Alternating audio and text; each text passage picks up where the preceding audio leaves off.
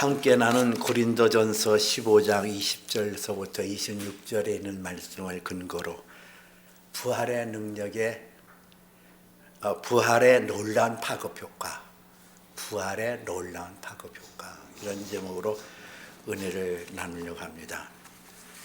여러분, 나비 효과라는 말을 들어본 적 있나요? 나비 효과. 작은 곳에서 시작하는데 그 결과는 크게 나타난다. 버터플라이 이펙트에서 나비 효과. 이것은 에드워드 로렌츠라는 분이 그의 강연에서 브라질에서 나비가 날개짓한 것이 미국의 텍사스에서 큰 토네이도를 일으키지 않겠습니까 하는 내용에서 나온 거예요. 날개짓, 그 나비 한 마리가 날개짓을 별볼이 없잖아요. 근데 그 날개짓이 그 먼 그곳에서는 토네이도, 폭풍을 일으킬 수 있다는 그런 가설이에요. 근데 그런 내용이 성경에 나와 있거든요. 2000년 전 저 이스라엘 변방에서 한 젊은이가 죽었다가 살아난 사건이에요. 그 이름은 예수의 이름이에요. 하나님의 아들이라고 이 땅에 오셨고 그가 십자가에 죽으셨어요. 근데 그 당시에 십자가의 죽음이라는 것은 그렇게 아주 유일한 사건은 아니었거든요. 로마라는 나라에 반역을 하거나 중대한 범죄를 할 때는 십자가에 처형을 하는 그런 사례가 종종 있었어요. 그렇다고 한다면 예수의 죽음이라는 것도 억울한 젊은이가 십자가에 못 박아 죽임을 당했다라는 것으로 치부할 수 있고, 그렇게 그냥 역사의 흐름 속에서 잊혀진 그러한 사건이 될 수가 있었을 거예요. 그러나 그 예수의 죽음, 예수의 사심은 이거는 역사에 대단한 변혁을 이뤄왔고 놀라운 힘이 생긴 거거든요. 예수의 죽음. 그 예수의 죽음이라는 것은 그냥 죄인된 모습으로 죽은 것이 아니라 누구든지 그 예수를 구주로 믿게 되어지면 그 죄의 문제가 완전히 해결되는 놀라운 메시지가 그 안에 담겨 있고, 그리고 예수의 죽음과 사심은 그의 사심이 일반화된 사심이 아니란 말이에요. 그냥 살아난 게 아니라 성경 사도행전 1장에 보니까 예수께서 살아나셨을 때의 그 모습을 보니까 그가 공중에 올라가거든요. 많은 제자들과 500여 사람들이 두 눈으로 똑똑히 보는데 하늘로 천사들에게 받들려 올라가는 그런 모습을 봤어요. 그러니까 그 예수의 사심이라는 건, 부활이라는 것은 일반적인 부활이 아니라는 거예요.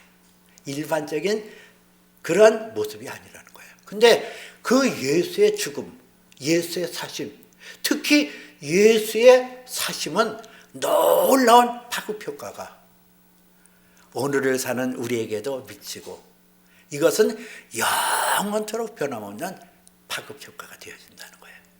이건 나비 효과에 비교할 수 없는 어마어마한 놀라운 파급 효과가 일어난다는 거예요. 오늘 성경은 이렇게 얘기하고 있잖아요. 그러나 이제 그리스도께서 죽은 자 가운데서 다시 살아나사 잠자는 자들의 첫 열매가 되셨도다. 예수께서 죽은 자 가운데서 다시 살아남으로 잠자는 자들의 첫 열매가 되셨다. 죽으면 끝이잖아요. 우리는 그렇게 생각하거든요. 많은 사람들은 죽으면 끝이야. 죽음 이후에 뭐가 있어. 근데 오늘 성경은 예수가 죽은 자 가운데서 다시 살아났다. 그래서 다시 살아나서 이제는 예수 믿는 사람이 당하는 죽음이라는 것은 잠자는 자가 되었다. 잠자는 자. 여러분, 잠을 잘 때에 여러분들은 어떤 의식을 가져요? 잠을 자는 것이 그것을 끝이라고 생각해요? 아니잖아요. 그 이튿날 축축 털고 일어나잖아요. 근데 여기서 예수께서 잠자는 자들의 첫 열매가 되셨다는 것은 예수의 사심이 예수 믿는 사람에게도 동일하게 적용되는 것을 말하고 있단 말이에요. 그가 첫 열매가 되셔서 그에게 붙어있는 자들이 계속 연속적으로 부활의 능력에 들어갈 것임을 우리에게 말씀하고 있어요. 이 역사가 오늘을 사는 저와 여러분에게도 앞으로 미래에도 예수 믿는 사람들에게 계속적으로 영원토록 일어날 것을 성경은 말씀하고 있거든요. 그 이유에 대해서 21절에서는 사망이 한 사람으로 말미암았으니 죽은 자의 부활도 한 사람으로 말미암는도다 그랬어요. 이 사망이 한 사람으로 말미암았다. 아담 한 사람이 하나님 앞에 죄를 지었더니 아담에게 속했던 모든 사람이 그 죄악에 무리들고 죄악의 그 안에 머물게 되므로 그 죄로 죽을 수밖에 없었지만은 예수에게 속한 자들은 그 예수와 더불어 영광의 자리에 이르게 되는 부활의 영광을 얻게 되어짐을 말하고 있거든요. 한 사람, 아담의 계보를 쫓아서 죽음이 왔다고 한다면 예수의 계보를 쫓아서 죽은 자가 다시 살아나는 부활의 영광이 일어날 것을 말씀하고 있어요. 하나님께서는 그의 아들을 이 땅에 성령으로 보내셨잖아요. 성령으로 동정녀 마리아에게 나게 하시고 죽은 자 가운데서 다시 살아나게 하신 것도 성령으로 되어진 거거든요. 이 성령의 역사가 이게 대단한 거예요. 성령이 내 안에 계심으로 성령의 역사가 일어나니까 예수가 죽은 자 가운데서 다시 살아난 것처럼 나도 예수와 함께 다시 살아나게 되어졌다는 거예요. 우리 안에. 그래서 성경은 이렇게 말해요. 고린도후서 4장 7절에 우리가 이 보배를 질그릇에 가졌으니 이는 심히 큰 능력이 하나님에게 있고 우리에게 있지 아니함을 알려 함이니라 그랬어요. 이 심히 큰 능력이라서 심히 great power, great 힘이 큰 능력에 하나님께 속해 있다는 거예요. 그 힘이 큰 능력이 뭐냐는 거죠. 이것이 예수를 죽은 자 가운데서 다시 살게 하시는 그 부활의 능력이란 말이에요. 그래서 성경은 사도행전에 보니까 예수님께서 부활하신 후에 제자들에게 이르기를 너희는 예루살렘을 떠나지 말고 내게서 들은 바 아버지께서 약속하신 것을 기다리라. 내게서 들은 바 아버지께서 약속하신 것을 기다리라 그랬어요. 그 약속하신 것이 뭘까요? 그것이 사도행전 1장 8절에 나오는 말씀이에요. 너에게 성령이 임하면 너희가 권능을 받고 예루살렘과 온 유대와 사마리아와 땅끝까지 이르러서 내 증인이 되리라 그랬거든요. 여기에 나타난 권능. 너희에게 성령이 임하시면 너희가 권능을 받고 이 권능, 영어로는 파워, 헬라 원문에서는 디나미스. 이 디나미스라는 것은 다이나마이트, 다이나믹, 역동적이다, 다이나마이트 이 뜻이에요. 여러분 다이나마이트 아시나요? 아무리 견고한 바위라 할지라도 그 틈새에 이 다이나마이트를 집어넣고 터뜨리면 그 바위가 쩍쩍 갈라내고 그냥 폭발하는 것처럼 이 디나미스가 내 안에 있다는 거죠. 내 안에 있는 그 예수의 영 성령이 내 안에서 역사가 일어나는데 아들 예수의 능력이 내게 나타난다는 거예요.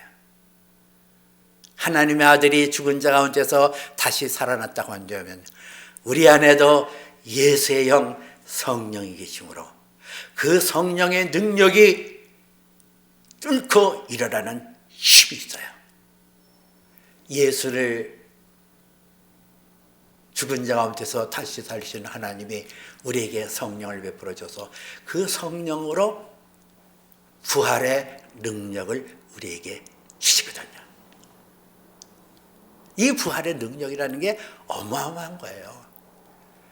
예수님께서 십자가에 못 박여 양손과 양볼에 대못에 찔리시고 옆구리에 창을 받아 물과 피를 다 쏟으시고 완전히 죽으셨잖아요. 아리마대 사람 요셉에 의해서 그 빈 무덤에 예수님이 안치되었고, 그 안치된 동굴 무덤에는 큰 돌을 막아놨어요. 근데 그 돌의 지름이 1.5m에서 2m에 달하는 큰 돌이었고, 그 두께로 따지면 20cm에서 30cm짜리는 엄청난 두께 있고, 무게로 따진다고 하면 1.5톤에서부터 2톤에 달하는 그 어마어마한 큰 돌문이 막혀있고, 그리고 최강의 군사력을 자랑하는 로마 군병이 두 눈을 부릅뜨고 지키고 있는 그 무덤. 근데 예수가 꽁꽁 싸매는 그 세마포를 뚫고 다시 살아나고, 그 돌문이 젖혀지고 예수의 부활이 나타난 거예요. 이것처럼 우리 안에 예수의 성령이 내 가운데 임하면은 그 성령으로 말미암아 우리 안에 부활의 능력이 나타나는 거예요. 부활의 능력. 이 부활의 능력이 어떻게 나타날까요? 우리 안에. 이 부활이 내 안에서 어떤 파급 효과를 가져올까? 예수의 영, 예수가 죽은 자 가운데 살아나신 그 사건이 그냥 그랬대 그게 아니라, 그래 2000년 전에 저 예루살렘 근방에 갈보리라는 곳에 예수가 죽었고, 그가 묻힌 그 무덤에서 살아났대. 그랬대. 그게 아니에요. 그 예수의 사건이 내게도 임하여 예수가 죽은 자 가운데서 다시 살아났다면 나도 죽은 자 가운데서 다시 살아날 수 있음을 말씀하고 있어요. 그러면서 그 예수의 영, 성령이 내 안에 계심으로 하나님의 의를 이루는 거예요. 하나님께서 우리에게 말씀하시기를 내가 거룩하니 너희도 거룩하라, 내가 온전하니 너희도 온전하라 그랬잖아요. 근데 그 성령이 내 안에 들어오시니까 그 하나님의 의가 내 가운데 일어나는 거예요. 노력으로 되는 게 아니야. 내가 선하게 살고 착하게 살고 율법에 완전한 사람이 되어서 내가 의롭게 되고 완전하게 노력으로 되어지는 게 아니라, 너희 안에 착한 일을 시작하시니까 그리스도 예수의 날까지 온전히 이룰 줄을 우리가 확신하노라는 것처럼, 예수의 성령이 내 안에서 오셔서 하나님의 거룩이 내 안에 왕성하게 나타나는 거예요. 성령이 내 안에 계시다는 증거거든요. 내 안에서 하나님의 아들 예수의 영이 내 안에서 하나님의 성품 거룩한, 하나님의 성품 신성, 그것이 내 안에 역사하기 시작하는 거예요. 고린도전서 3장 16절에서는 너희가 하나님의 성전인 것과 너희 안에 하나님의 성령이 계시다는 것을 너희는 알지 못하냐 그랬거든요.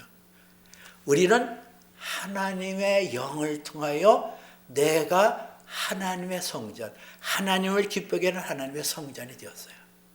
성령이 내 안에 오셔서 내 안에 하나님의 이름을 높이며 하나님의 이름을 찬양하는 예배자가 되었어요. 그래서 우리는 하나님을 찬양하고 하나님 앞에 나갈 수 있는 특권을 갖는 거예요. 하나님께서는 우리의 예배를 기뻐 받으시고 우리의 예배를 귀를 기울이시고, 그리고 우리 마음속에 소원하는 것을 들어 응답하시는 거거든요. 그리고 우리가 주 안에 있을 때 성령께서 우리에게 말할 수 없는 탄식으로, 우리가 마땅히 빌바라지 못할 때 말할 수 없는 탄식으로 간구하게 하시고, 그 성령의 탄식의 간구가 하나님 앞에 상달되어 하나님으로부터 우리의 온갖 구하는 것이나 생각하는 것에 더 넘치도록 능하게 하신 그분의 이름으로 우리는 응답하게 되어지거든요. 사소한 것부터 응답하시는 하나님. 지난날 나는 참으로 신음하듯이 그렇게 읊조렸던 그런 내용들, 지나고 보니 그 하나님이 나의 기도에 응답하셨어요. 그렇게 저 구석에서 은밀한 중에 보시는 그 하나님을 향하여 골방에서 드렸던 그 사소하게 그지없었던 그런 기도를 하나님께서는 예의 없이 탁 응답하시는 그 하나님이심을 경험하면서 하나님의 말씀이 내 안에 이루어지고 하나님이 내 기도를 들으시는 나의 아버지가 되셨다. 이 친밀함이 우리에게 있는 거예요. 성령으로 말미암아 하나님이 나의 아빠 아버지가 되셨거든요. 어린아이가 자기 아버지를 향하여 아빠라고 부르는 것처럼 우리는 하나님이 나의 아버지, 하나님은 나의 아버지가 되셨다. 아빠 아버지가 되셨다. 그 아버지에게 친밀함을 갖는 그러한 자녀로 내가 세움을 받게 되어지는 거야. 하나님은 성령을 통하여 내게 일을 지셔서 나로 하여금 하나님의 자녀 만들어주시고 하나님 나라를 유업으로 받을 자로 나를 인정해 주시거든요. 토지라든가 집이라든가 살 때에 인감 도장을 찍잖아요. 그 인감 도장을 찍음으로 소유권이 내 것으로 들어오면 내 것이 되잖아요. 이것처럼 하나님은 너는 내 것이야. 내가 너를 영으로 인을 쳤어. 너는 내 자녀야. 나의 아들이야. 나의 딸이야. 그리고 나를 인을 쳐주시는 거예요. 그리고 인을 쳐주시고 하나님께서 그 사랑하는 자들을 졸지도 아니고 주무시도 아니고 눈동자같이 지켜주시고 우리를 이끌어 가시거든요. 이것이 성령으로 난 사람에게 나타나는 놀라운 파급 효과예요. 성령으로 예수에게 나타난 부활의 영이 내게 임하니까 예수를 죽은 자 가운데서 다시 살리신 그 하나님의 영이 내 안에서 하나님의 그 놀라운 은총을, 놀라운 손길을 깨닫게 하시고 이끌어가는 것을 체험하게 해요. 성령으로 우리는 이 세상에서 마귀의 일을 멸하면서 승리하게 하거든요. 죄를 짓는 자마다 마귀에게 속하나니 마귀는 처음부터 범죄함이라. 하나님의 아들이 나타난 것은 마귀의 일을 멸하려 하심이라. 우리가 이제 초년 그 예수를 믿을 때에 우리가 의심하는 게 이런 부분이거든요. 왜 하나님께서 마귀를 보내셔서 도적이 오는 것은 죽이고 멸망시키려는 것뿐이요. 도적이 오는 것은 도적질하고 죽이고 멸망시키는 것뿐이요. 그 마귀가 와서 나를 도적질하고 죽이고 멸망시키고 할 수만 있으면 믿는 자까지도 밀가루짓해서 청구하고 우리를 괴롭히는 이 마귀의 이거를 왜 그런 그 마귀의 그런 것을 지어서 병들게 하고 시련에 부딪히게 하고 캄캄한 어둠의 터널을 보내게 하고 고통스럽게 하냐? 그 이유가 있어요. 승리의 삶을 살기 위해서 이미 내게 능력 주셨어요. 마귀의 일을 멸하려 오신 그 예수 그리스도의 영 성령이 내 안에 계셔서 내 안에서 그 성령으로 마귀의 계교를 알 수가 있고 마귀의 공격을 할 수 있고 나는 이길 수가 있거든요. 나는 오직 믿음으로 우리의 승리는 이것이니 우리의 믿음이니라 그랬거든요. 오직 내 안에 성령의 계심을 믿고 그 믿음으로 나갈 때 우리는 이길 수 있어요. 마귀는 도둑질하고 죽이고 멸망시키는 것뿐이요 그랬잖아요. 그것뿐이 못하는 거예요. 그래서 우리 안에 오는 내가 평강을 끼치는 이 평강은 세상이 주는 것 같지 않다 그랬는데 마귀는 우리에게 와서 파도를 치게 하고 환경을 하여 요동치게 하고 그 요동치는 가운데 그 평안을 뺏어가는 거예요. 평안을 뺏어가고 소망을 뺏어가고 낙심하게 하고 좌절하게 하고 우울하게 하고 짜증나게 하고 이게 도둑질을 하는 마귀의 술수라고요. 여러분들이 마귀가 이것이 내 심리적인 현상이로구나 그렇게 여기는 것이 아니라 요게 마귀가 나를 도적질하고 죽이고 멸망시키려는 마귀의 수작이구나. 여러분들이 그것을 딱 인정하는 순간에 하나님 옆에 회개하란 말이에요. 이 회개라는 것은 리펜턴스, 돌이킨다는 거거든요. 헬라어는 메타노이아, 이건 돌이키는 거예요. 하나님 앞에 마음을 돌이키는 거예요. 하나님, 내가 마귀에 의해서 내 마음이 빼앗겼습니다. 주여 나의 연약함을 용서하여 주시옵소서. 그리고 마음속에 하나님 옆에 기도하면서 하나님이 주시는 평강이 내 마음에 딱 지배할 때 여러분들이 예수의 이름을 써보시라는 거예요.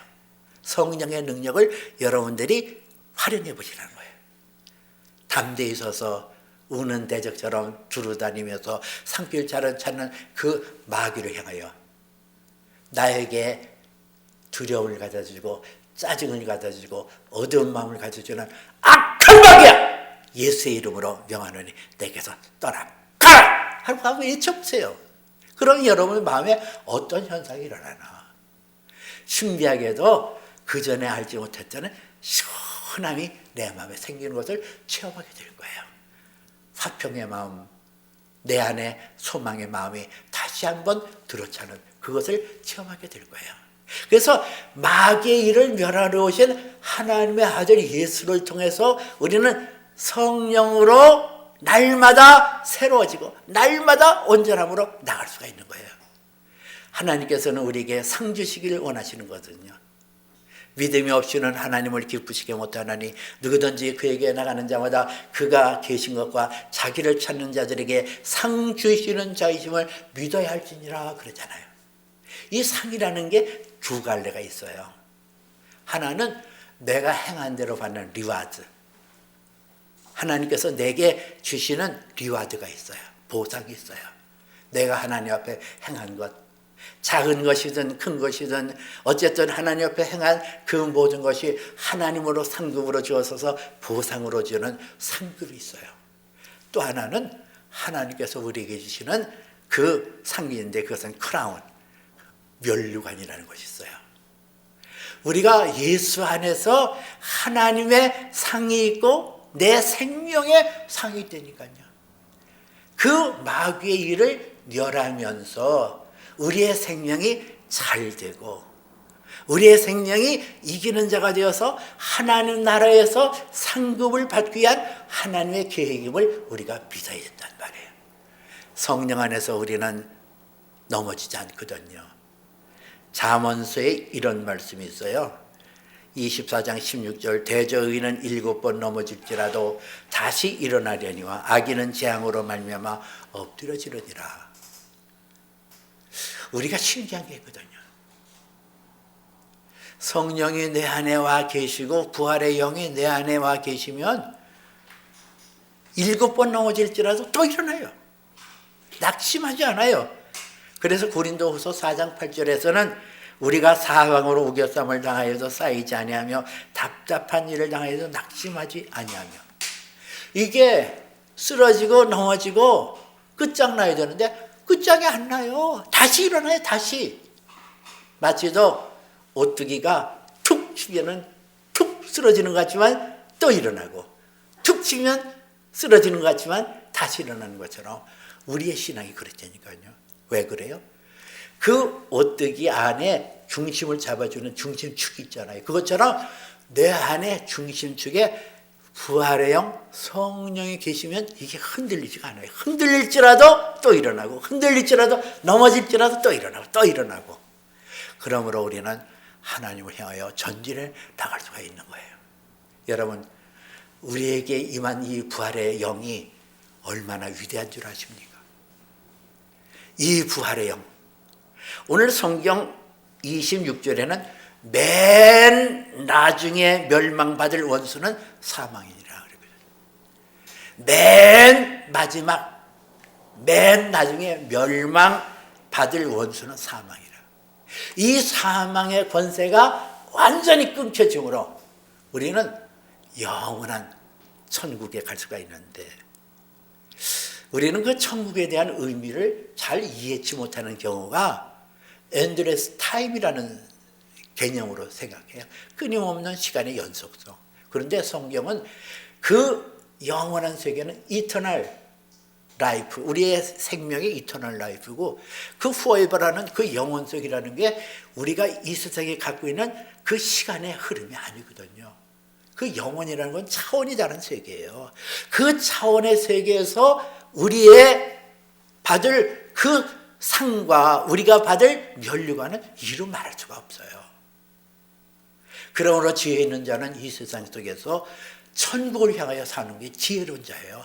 천국에서 얻을 영광과 존귀가 크고 놀랍다는 거예요. 해의 영광이 다르고 달의 영광이 다르고 별과 별들의 영광이 다른 것처럼 하나님 나라에 이르렀을 때 우리의 영광의 모습이 다 다르다니까요. 다 달라요.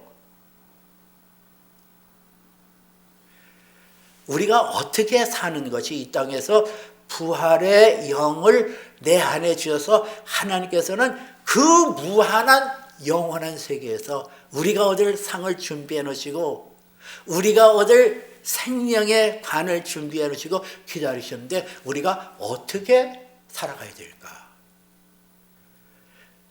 이 하늘을 나는 독수리 있잖아요. 독수리. 이 독수리는 시속 150km서부터 200km까지 날을 수 있잖아요. 날래.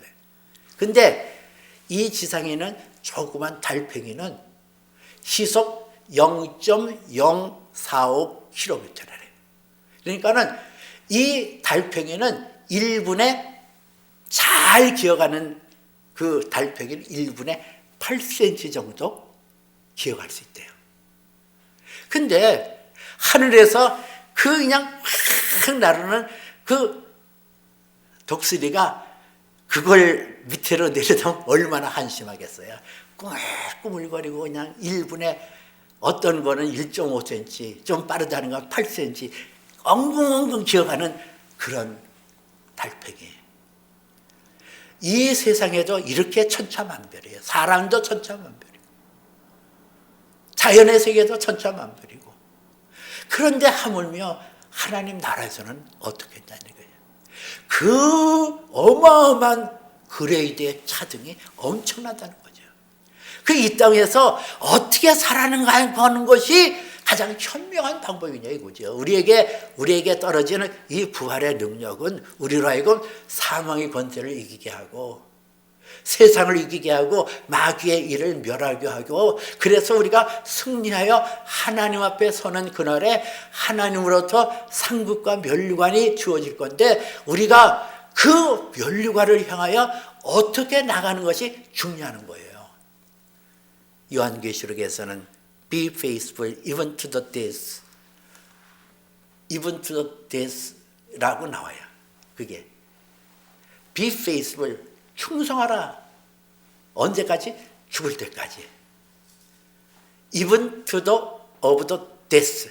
죽음의 지점에 이르기까지. 그것이 내가 달팽이처럼 그렇게 꾸물꾸물 가는 존재로 이 세상에 보내심을 받았든지 그렇지 않으면 창공을 나르는 독수리처럼 활활 그냥 날뛰고 그렇게 나르는 그 권능을 바꿔서 태어났든지 내게 주어진 능력대로 Be faithful. 어느 때까지? Even to the point of death. 죽음에 이를 때까지 인내하며 가는 그 과정이 필요하다는 거야.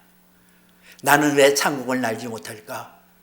뭐를 부러워할 것도 없고 또 창공에서 버리면 저런 저거는 뭐하냐고 저러고 아직까지도 저러고 기어다니냐 이러고 깔볼 것도 아니고 내게 주어진 시간 내게 주어지는 환경 내게 주어지는 그 사명을 쫓아서 even to the point of death 죽음의 지점에 이를 때까지 내가 be faithful 그 자세 내 안에 능력 주시는 그 성령으로 내가 죽음을 이기게 하시는 부활의 영이 내 안에 계심을 믿고 사망의 권세를 이기신 예수의 영으로 내 안에 역사하시는 하나님의 손길을 믿고 그 다음에 내 안에 성령으로 거듭날 때 하나님의 천군과 천사가 나를 보호하고 이끌어준다는 사실을 내가 믿고 even to the point of death 죽음에 이를 때까지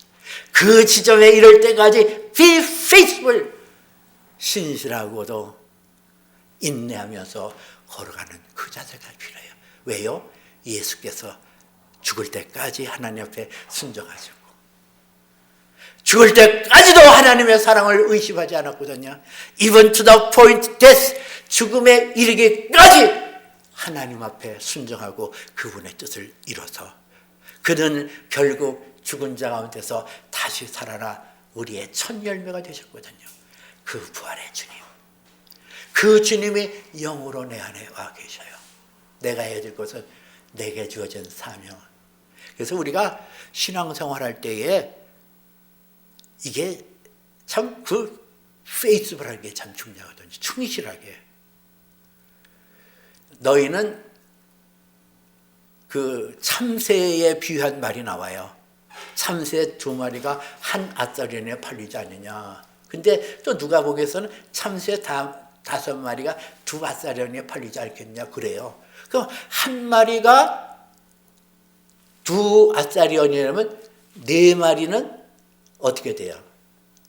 2앗자리온이죠. 근데 5마리를 덤으로 줬다는 거예요. 4마리 사니까 한 마리 더 가져가요. 그렇게 흔한 그 새를 참새에 비유하고 있거든요. 근데 여러분 참새 보신 적 있어요? 참 참새는 호들갑스럽습니다. 요 가지에 있다가 거기 했다가 그냥 박상 흔들리면 날아가고. 너희는 그러지 말아라. 가치 없게 살지 말아라. 진득하게 내게 주어진 것, 내게 주어진 사명, 내게 주어진 환경에, 내게 주어진 여건 속에서 묵묵히 하나님의 영, 하나님께서 내게 그 생명을 주시려고 갈보리 십자가에 못 박혀 죽으셨고 그 안에 계신 성령을 내게 베푸시려고 죽음을 통과하셨던 그 주님의 은혜를 생각하면서 내 안에 있는 부활의 영, 그 부활의 놀라운 파급 효과가 오늘도 내게 미치고 있는데 끝까지 내 가는 길을 전진해 나가고 끝까지 내 사명을 온전히 감당하면서 하나님 앞에 나가시기를 주님의 이름으로 축복합니다.